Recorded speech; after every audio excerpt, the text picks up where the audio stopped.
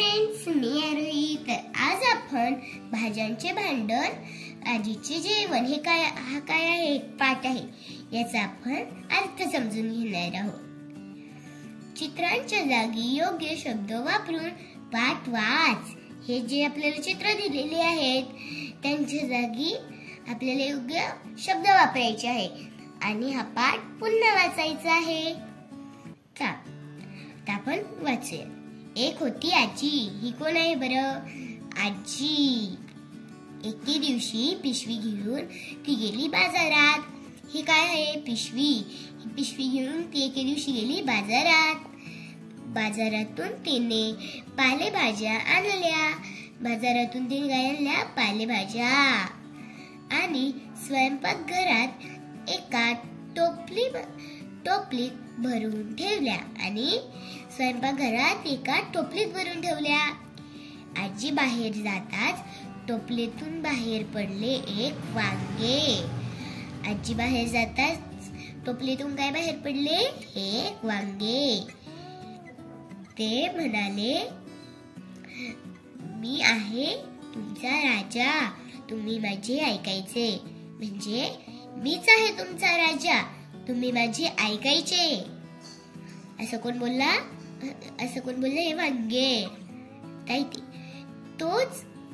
तोच भोपळा म्हणाला, मी मोठा आहे म्हणून मीच आहे राजा. मग भोपळा पण म्हणाला की मी आहे मोठा म्हणून मीच आहे राजा. टोमॅटो चिडून म्हणाले, नाहीच मुळी, मी आहे लाले लाल, मीच आहे राजा. टोमॅटो काय म्हणला की मी लाले लाल आहे म्हणून मीच आहे राजा तुमचा. कांदा म्हणाला, माझे ऐका, सर्व भाज्या चवदार करणारा मीच आहे राजा. मग कांदा पण म्हणाला की सर्व भाज्या चवदार करणारा मीच आहे राजा, माझे ऐका. गाजर आणि काकडी भांडण सोडवण्यासाठी धडपड करू लागले. हे भांडण करत होते ना, की असं बोलत होते की मीच आहे राजा, मीच आहे राजा. मग गाजर आणि काकडी भांडण सोडवण्यासाठी धडपड करू लागले, पण कोणीच ऐकेना. तेवढ्यात आजी परत आली. मग तेवढ्यात आजी आली परत. तिच्या हातात विळी होती. तिने कांदा कापला. तिने काय केलं? कांदा कापला. टोमॅटो चिरले. भाजी निवडली. धुतली. बटाटे उकडले आणि बनवली झकास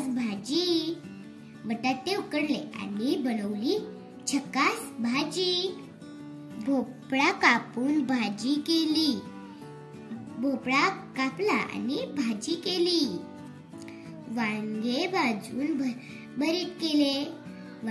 भाजले आणि भरीत केले. काकडी चिरून कोशिंबीर केली.